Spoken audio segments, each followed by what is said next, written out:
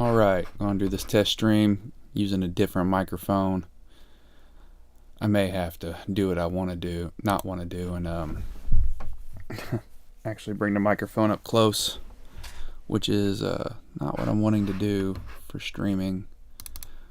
Before I was testing with a SM57 cranked to 60 decibels. This is a MXL V63M boosted about 30 decibels, about half as much gain, but I still hear a little bit of noise out of that pre on the talkback input on this cheaper microphone.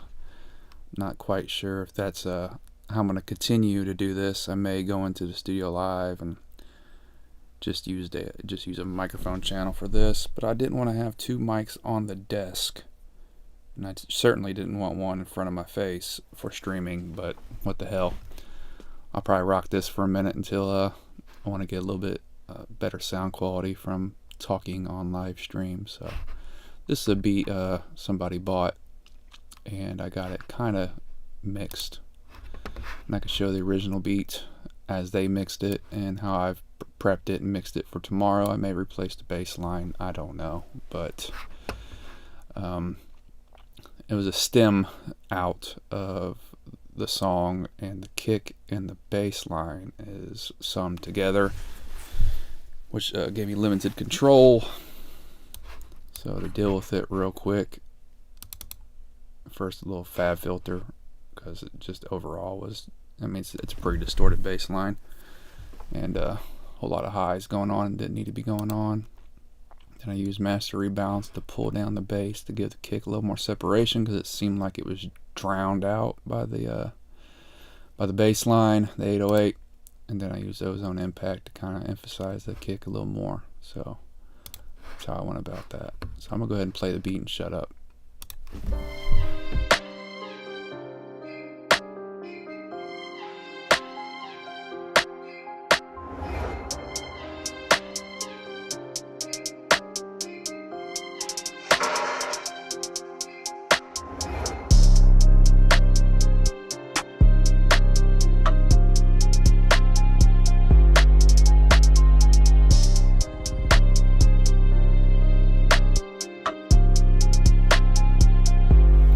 And as you'll see on the piano, and the strings are also summed together into two different tracks.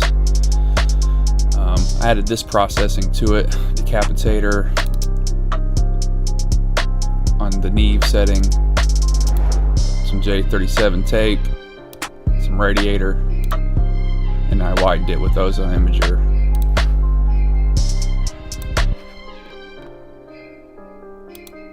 Before, after.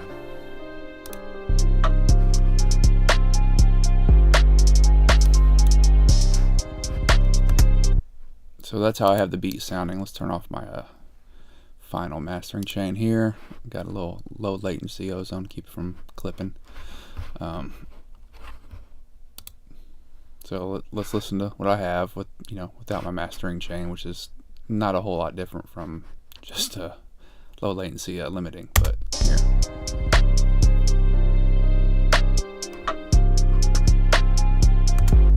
Now their beat master, which one is it? So this one? Yeah, this is how they mastered it.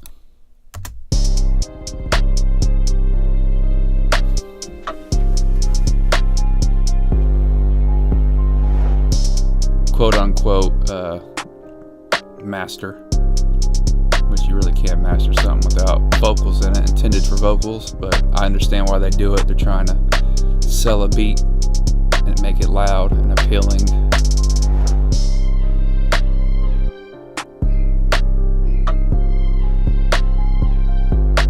That low end's obnoxious a little bit, it's drowning out the kick, and ain't leaving a whole lot of room for much. So that's theirs and mine.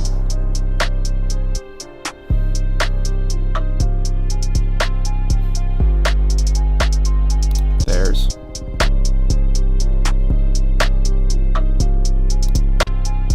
See, I wanted them strings and that piano a little bit up front, but widened out, like it's kind of, surrounding you a little bit more. And on that J37, I did use some wow and flutter effect. Here, let's make it deep.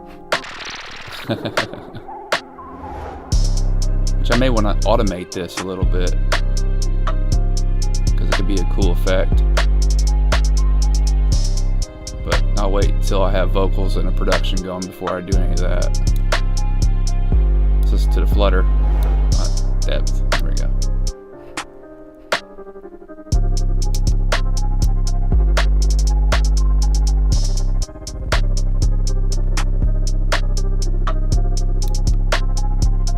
I actually like it at 12 better.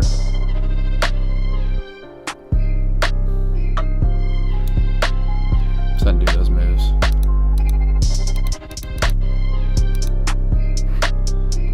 Let's put the rate at 12. I couldn't remember what the depth was set at, but 12 seemed like a better speed. It's a 7.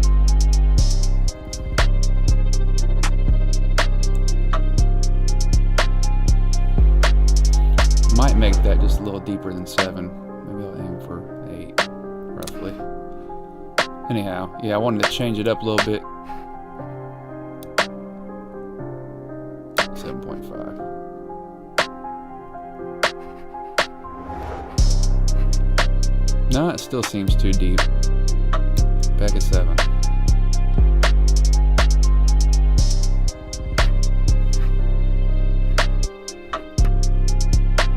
Now I'll put the rate back at 10 too. Just try to remember 12 is more in tempo for effect, but for imperfection, that rate around 10 is pretty cool.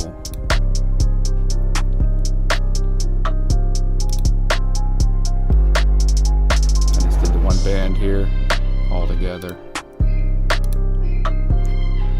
Turn on Punish was fun. Too much right off the bat.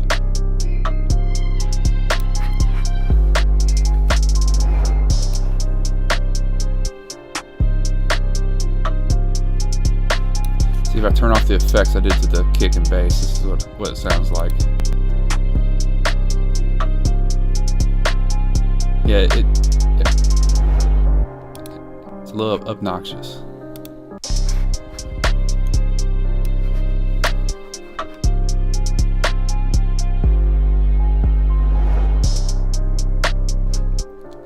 Check out their master again.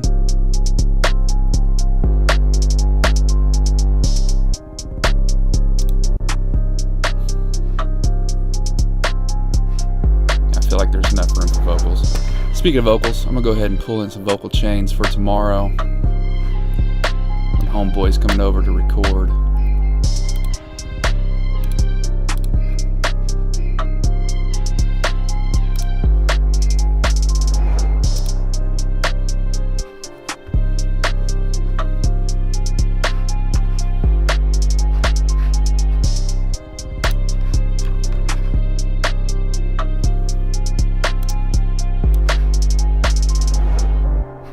Yeah, I probably want to have it out.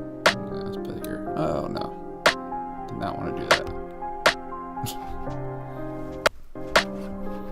No sir, undo that.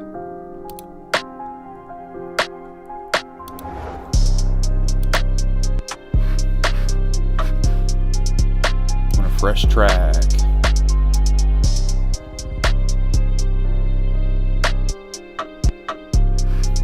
There we go.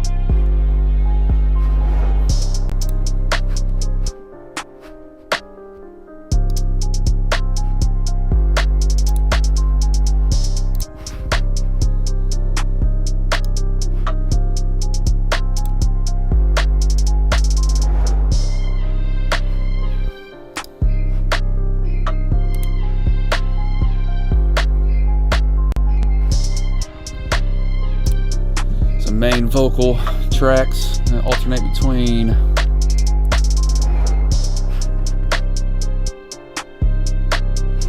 We're gonna do some dubs, I'm sure. So let's go ahead and make some more.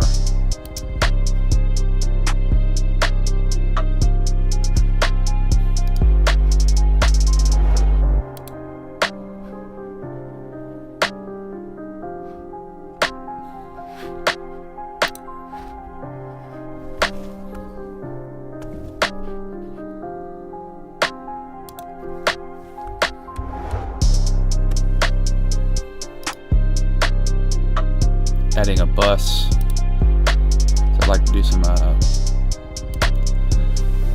saturation that's kind of hard on the CPU that I don't want on every single channel. As you can see, I can go kind of wild on my vocal processing. Most of it, believe it or not, is just stock EQ and compression in the fat channel.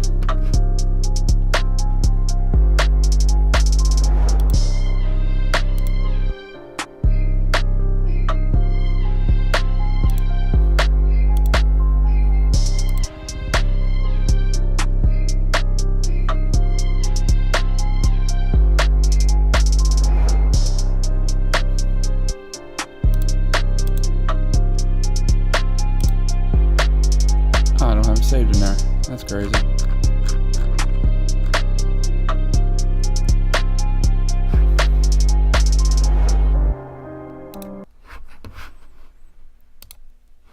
Anyhow, hopefully this mic sounds good. I'll keep setting this up for tomorrow and not bore everybody on here if there's anybody even watching. Later.